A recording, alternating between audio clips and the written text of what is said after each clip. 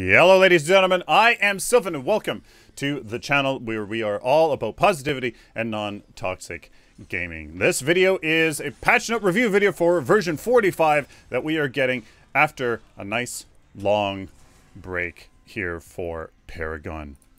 So let's jump right into it here. Really, it's the Mountain Forge Terra and balance adjustments. There are some nice card adjustments, some nice hero adjustments, and we will get right into it. Look at the Mountain Forge Terra skin, really quite nice. The gold really does suit her in my opinion, and there's a little bit of a kind of a dragon theme around her pauldrons. Kind of makes me think kind of like a dwarvish sort of thing. There's a horn with some teeth. Really good skin here for our newest hero in Paragon. Now we're going to go over some of the hero balance passes, and they are quite nice. Jump pad animations have been added for all heroes. Another polish step as we work towards a full release of Paragon. Aurora here, Frozen Simulacrum. Aurora is now untargetable until she lands. So interesting interaction if you do use it on top of a ledge to jump down to a ledge or something like that from gold buff perhaps. You are untargetable until you land down in the river per se. I think this is just to kind of prevent her from kind of being taken advantage of as she is kind of, you know, hanging out completely, you know, vulnerable while she is doing the animation, and it probably helps with her with the purpose of Frozen Simulacrum. Hoarfrost here is her ring, is her AoE ring frost ability. Damage has been increased here quite substantially. In the early game, about 15-20%, and then the late game is substantial as well. So that's going to be a really helpful for her. That's where she doesn't do quite well. She doesn't deal that much damage, and the scaling has been increased 1.04 to 1.67. That's going to really help her be relevant where a lot of other junglers, which is, I think, she really does have good gank potential with that ultimate and Hoarfrost. So I think, you know what, this could make her a little bit more relevant, and that is definitely what she needed. Countess, a little interesting thing here with Feast, her ultimate ability. Countess will now deal damage to heroes that are unstoppable, aka Terra, if they are near Countess after the initial stun. So she can still ult Terra while she's unstoppable. Terra will still kind of be, she'll still run around. She's unstoppable, but if she's still near Countess, she will still take the damage. I'm betting you that there is some weird interactions out there where where Countess would be moved during Feast, or some weird interactions. So that's going to maybe help with the execution of Feast. Little minor bug improvement to Crunch. Mendecker has received some damage increases as well. Her slow bubble damage increase from 123 in the early game to 135, now to 391 to 281 in the late game. Scaling has also been increased. I find it interesting that damage is being touched with here on a support hero like Decker. You know, my gut reaction is make her more utility focused, make her more about being supportive and not necessarily the damage. Let me know down in the comments what you guys think of this move. Maybe they just need more damage, to be honest with you, but my gut reaction is, you know, make her rocket boots, give that AoE movement speed back. Bring out her supportive nature. Drongo has a buff. Make him a little bit more relevant now. Damage increased from 38 in the early game to 43, and late game 296 to 335. So that damage that he was lacking is more pronounced, and the scaling has also been increased quite substantially as well, about 10% or so, which is really effective because that, you know, that affects the whole ability. Really good for Drongo. This is what he needs. He's a high skill cap-ish hero. That silence, using it to the fullest potential, is a bit difficult, so this will help him for sure. Does that bring him up in the carry role in terms of priority and meta levels? I think it actually does. So hopefully we'll see a little bit more Drongo. He will be a little bit more viable. Griddian, just a minor improvements to his sound effects. And Greystone, very interesting change here. His Reforge cooldown increased from 180, 120, 60 to 180, 130, and 80 seconds. honestly, ladies and gentlemen, it's actually quite interesting. Go and look on Agor. He actually has a very, very high win rate. And yes, he's meant to be more of a beginner to beginner intermediate sort of hero, and that is completely fine. However, regardless of that fact, 60 seconds in the late game and 120 in the mid game is simply too short. So while that is technically a nerf, I think it's just bringing him in line, bringing him to be more appropriate, period. So I think, honestly, in my opinion, that is a good move. 60 seconds was unreal. Run red zone on him like a recent video of mine, and he just becomes a walking nuke every 60 seconds, and there's kind of no counterplay. Almost like if you position well with him, you just kind of die and boom, somebody's dead. So it is quite interesting. General balance, base health regen increase from 1.14 to 1.18. Not too much to say about that, but health regen per level decreased. So in the early game, that will help him just a wee little bit, but not so much in that late game. Grim has a buff. He really does need the buff, in my opinion, and it is actually in the appropriate places besides doing a whole rework for him. Displacement blast damage increased from 88 in the early game to 99, and 246 to 275. In that early game, that's actually going to be quite substantial. Because he is kind of pokey. If you can win that lane with that displacement blast, with that ultimate, you actually can do a lot of work, and I've gone up against some pretty good Grims that do that very well. Scaling increase 1.88 to a 2.09, so again, that will really help him. But interestingly enough, in the general balance section, base mana increased from 277 to 332. Huge mana buff. Mana per level increased from 15 to 21. That is fantastic. And base mana regen increased from 1.02 to 1.21. Another big increase. And mana regen per level increase as well there from 0.05 to 0.07. So much more mana. And I think, honestly, that is kind of why Grim was missing, to be honest with you, because the shield gives you percentage-based of mana. That's going to be even more valuable now with these changes. In my opinion, if you want to make Grim a pseudo-castery sort of carry, this is what you got to do, and I kind of like it. So, Grim, Drongo, definitely up in the meta rankings. They're just kind of better. Do I still think Murdoch and Sparrow and stuff will be more meta? Yes. Iggy and Scorch, a little bit of polish and bugs, improvements made to the basic attack effects, and just minor visual improvements. Kwang, he has a buff, or he has a nerf, pardon me. Is it enough? I certainly hope so. Light of the Heavens, armor granted decreased from 20, 40, 60, 80 to 15, 27, 39, 51. Honestly, I think that is just a percentage decrease across the board, even though it looks like a little bit more in the late game. That is absolutely needed. Maybe his lifesteal needs to be reduced as well, but the fact that they also reduced his base health and his base health regen is phenomenal. He is just absolutely bonkers in the right hand, so that, you know, 34 less health and that base mana health regen, because he's already so much sustained with his armor and his lifesteal. You know what? I absolutely agree with this. Hopefully that brings him down, brings him in line. So now steel is even better in the solo lane. He's still kind of he still basically wins against everybody. Sevarog will definitely, in my opinion, be better than Kwang in the solo lane. So Kwang has gotten down in the tier list, in my opinion, in that solo lane.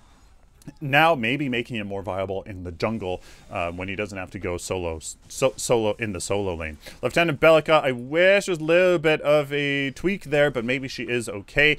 Muriel, interestingly enough, obviously a nerf, and she honestly really did need it. She was the absolute go-to pick for the support. No support was better than her. So Alacrity, cooldown increased from 7 seconds to at all levels to 10, 9, 8, 7, and same with Consecrated Ground. Cooldown increased from 9 seconds at all levels to 12, 11, 10, and 9. In the early game, you have to pick your shields more, and there was just too much sustained damage mitigation in that early game. You gotta pick your times, and I think that was really quite appropriate. Now you're gonna have to wait until those hero levels get up there to be just as effective as before. So she's now not that great in the early game compared to before, but now just as good in that late game. And you know what? With damage mitigation shields being used very much appropriately, you know, with high skill cap, with a high amount of skill, it definitely is a good move in my opinion. Serenity, slow duration decrease from 3 seconds to 2.5. It's really strong, so I really like to see that. I honestly am a-okay with that for Muriel. She was the most meta support, hands down. So now I think we'll start to see a little, definitely more Decker and Narbash. Narbash got a little bit of a damage increase on his thunk. Damage increased from 88 in the early game to 99 and 247 to 257 in the late game. Looks a little bit like that Decker's slow bubble, but you know what? Again, why focus on that damage and bringing them in line with other supports instead of the other supportish you know, tools in their kits? Maybe that is what's needed. That Song by People is very powerful and the March is very powerful. So you know what? Maybe this is good. If you, when you do get those good thunks in that early game, you will be able to maybe follow it up because they will have less health in that dual lane. Phase, she also got a buff, bring her back, you know, back into the meta now that Muriel is kind of been taken down. Energy Lance total damage increased from 100 in the early game to 130, and then in the late game 250 to 340. Substantial damage for sure, and the scaling has been increased quite a bit, 1.8 to 2.1. And why is that quite a bit? Because that scaling affects each and every proc of that Energy Lance. I mean, it is significant when you're talking about low numbers like this. So again, that damage, you know, maybe that is just the focus Epic wants to take on the whole, you know, hero brawler meets MOBA sort of theme that Paragon's about, with more damage. I would argue that maybe shouldn't be on these sports, but I mean, hey, we're going to have to see how this plays out. Hyperflex the cooldown has been decreased from 130, 115, 100 seconds to 120, 105, 90. Definitely to bring her more in line in terms of that ultimate with other supports. These are pretty much all of these supports that are touched here in the true supports that are touched in this patch. So you know what? Phase is really looking quite good now, as well as Decker, actually, in my opinion. That stun's really good. Narbash, I may actually be back as well, just because Muriel was taken down so much. I think he brings a lot to the table that, you know, is people maybe don't think about. Rampage absolutely needed a nerf, and he got it. Rumble, damage decreased from 94 in the early game to 94 in now. It's the same, but in the late game, 269 down to 234. Absolutely, the damage from this this tank, the sustained damage dealer tank, whatever the heck he is, was simply too much, and the scaling decreased as well. Tyrant being such a strong card that I hope they nerf, you know, was just crazy. So that damage has absolutely gone down, much needed. Enraged, cooldown increase from 90 70 50 to 90 75 60, just a wee bit increased in the mid game and late game. I don't think that is a effective nerf, however. You know, it doesn't actually do something. Yes, the numbers are increased, but in terms of reality in these engagements and in real life, I don't actually think that is going to really be a nerf in any fashion. The duration, however, was decreased from 12 seconds to 10. 12 seconds is an enormous amount of time. What this does mean, though, is that his total health regen is cut down by 2 seconds. So that is a significant amount. The decrease is, you know, is down. And that does mean that Rumble, which is on a 3-second cooldown, I do believe, when you are enraged, you can't get 4 of them off. You can only get 3 of them off if you're spamming it and being conscious about that. So that is very good. That will cut down on his total damage from Rumble as well, which was really quite crazy. Rampage brought down in terms of the most meta junglers, but you know what? Rampage will still be just in line, I think, with Grux. Now it's going to be a really good kind of pick between Rampage and Grux. Do you need more of a sustain tank or a more bursty sort of damage dealer frontliner like Grux? That is where I think the jungle lies now. Revenant Hellfire rounds no longer counts as an ability casted in regards to card interaction, so finally you can run you can run Tireless Reaper and not have Hellfire rounds proc that that card, which is really good because Revenant he can poke with his Obliterate and his Scar in the early game with Tireless Reaper, and it's a really nice thing. Richter, Electrocute, mana cost decrease from 80, 90, 100, 110 to 65, 70, 75, 80. That is monstrous, leading me to think he's actually much more viable in terms of AoE damage and wave clear in the jungle. You'll be able to use that more often, clear those camps a little faster. So that is definitely going to help Richter with his Rave clear, bringing him up as a good jungler, in my opinion. His Richter ganks can be terrifying. So I'm actually thinking, in my opinion, it's going to be a Richter as a niche pick, but very meta, and then Richter and Grux in that jungle. Sparrow, she got a decrease, she got a nerf because her damage was quite monstrous. Maybe you may not think of her as being so meta, but if allowed in the right team comp, Sparrow absolutely run away, and she was almost, he couldn't really deal with her. Basic attack damage decreased from 50.2 to 45.9. Huge change. You know, that's 10%, but the basic attack damage per level decreased as well from 3.4 to 3.2. With her passive, her DPS was unbelievable, absolutely the highest in the game, hands down, period. So what you're gonna have to do now is rely on that passive, be accurate, and damage over time. So I think what is honestly is doing here is just bringing Sparrow back to what she's kind of meant to be, this pseudo damage over time with her passive, stacking with these constant arrow shots. And you know what, that's just bringing out her identity a little bit more and making her a better pick when you have solid frontline that can peel for you, that can root people down and prevent you from being attacked, so you can just go to town on the enemy team. Really like that change, in my opinion. Steel has had a nerf, as he's really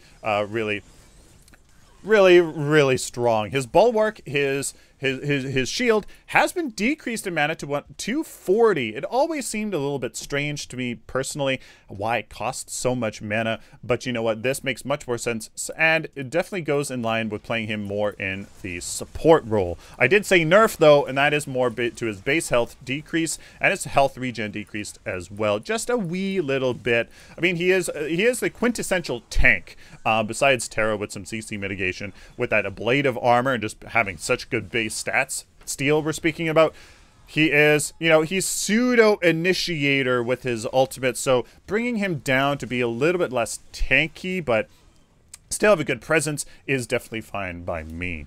Terra, she really did get quite a good work, and she honestly really did need it. She had mana cost decreased and a lot of other things. Her counter guard now blocks damage and crowd control from cards with CC. Cryo Agent is the exception, as the damage and CC are separate instances. You hit somebody and with the Cryo Agent proc, and then the AoE slow is applied, so that makes sense there. But you can now actually block something like a like the AoE black, whatever that card is called, that does AoE damage in a slow. It's escaping me right now. That will block. You know, your counter guard will block that damage and slow. Now blocks the slow from Hunter's Blight and damage over time from Stinging Orb, as it should. It should block everything. That's kind of the whole point of it. Fix an issue that was preventing Terra from taking card-related self-damage while counter card was active. So you could hold the shield out, and if you had something like Sorvik Initiate, you actually wouldn't take damage while it was proccing on the enemy. So obviously that was a bad interaction. Cooldown has been decreased from 12-10-8-6 to 8-7-6-5, and you know what, that honestly makes much more sense to me. That's kind of what her theme is about, blocking things, blocking with her ultimate, blocking with her shield, and that brings out her kind of identity a little bit more, and also a little bit of a skill cap. You can use it more often, but you shouldn't be wasting it, so it just makes that potential much higher. Mana cost decreased as well because you're going to be using it more often, bringing out her identity a lot more. I love it. Terra is looking pretty good in that respect. Ruthless Assault, her nice, you know, spin around double hit ability. Mana cost decreased from 80 in the early game to 60, 110 to 75 in the late game. So finally, you can actually use abilities on Terra and not have, you know, mana generator or the or any sort of mana gem be obligatory on Terra. Will it still be very good? Yes, but the mana costs have been reduced a ton, making her look really good. Deafening Command, mana cost decreased from 90 to 75. Again, all these mana costs being back in line because she just had crazy mana costs. Will no longer go on cooldown if it's interrupted before dealing damage. There's a slight delay between when she actually, you know, did the AoE pulse of damage and CC. Now it no longer goes on cooldown before dealing damage. I mean, you didn't get the ability, and that's, you know, so it shouldn't go on cooldown. You didn't get any value, so it shouldn't go on cooldown. Unstoppable Force cooldown decreased from 120, 110, 100 to 110, 95, 80 seconds. Again, maybe that won't necessarily be too much of a realistic change, but I think honestly this will. You'll see Terra be much more capable, having a sustained presence on the battlefield with the cooldowns decreased and the mana cost decreased, and they'll just be much more effective. Terra looks really good in the solo lane, maybe even in the jungle now, especially when you're up against somebody that you can really abuse, a squishier target in the solo lane. You know, or even in the jungle if their enemy team has a high amount of CC. The cooldowns decreased, and again the mana cost decreased, especially on Ruthless Assault for wave clear. Looking really good for Terra.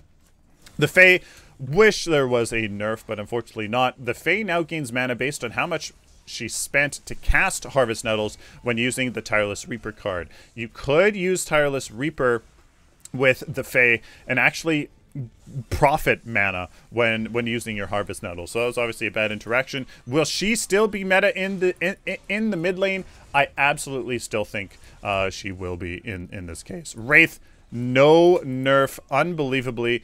Maybe they have a rework coming in the future, but I absolutely would recommend a nerf for Wraith. His back it up needs to be reduced in its effective range, maybe even in the seconds that it teleports somebody back to.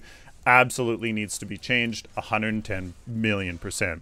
Wukong, he has been re-enabled. The bug that was called the really exploitable bug has been fixed, where you can just spam Staff of Legends, but the damage has been decreased as well as the scaling. He actually did way too much damage, and that was a part of his problem. Not only did he have the stun, but he could stun you into his aggressive.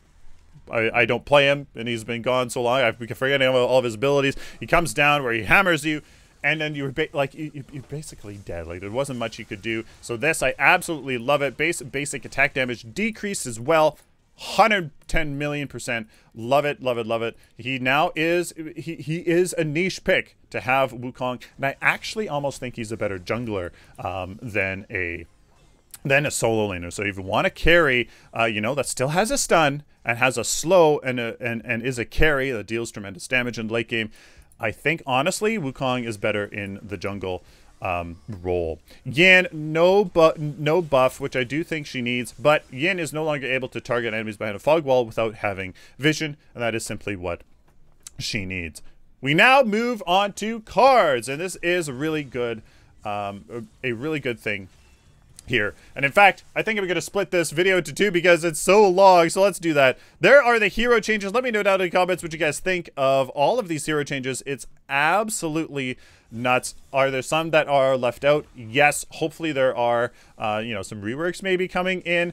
I do think that this changes things up. Kwang is no longer an absolute just nonsense in the solo lane. Muriel is not the obligatory pick for support now. You actually have the sustain support, back in the support picks, so to speak. You have the CC mitigation support back.